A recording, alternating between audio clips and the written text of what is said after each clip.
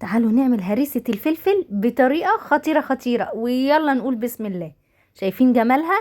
تحفة، تخلي الأكل ليه طعم مميز ولذيذة جدا، على خلطة السمك، على خلطة المحشي، على الصواني، حتى لو على ساندويتش جبنة هتخليها لك تحفة. أنا جبت الفلفل الأحمر ده زي ما احنا شايفين، أي نوع فلفل حتى لو السبايس الصغير ده ينفع معاكي. هفتحه كده واقطع من فوق واقطعه قطع كده علشان تبقى سهلة الضرب في الكب. حلو قوي.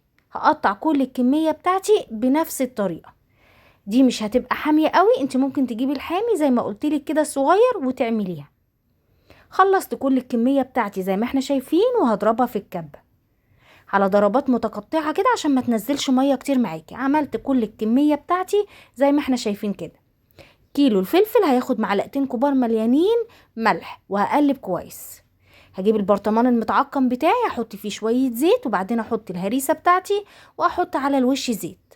الله الله، شايفين الجمال؟ احلى اكل بقى، واحلى ريحة، واحلى طعم.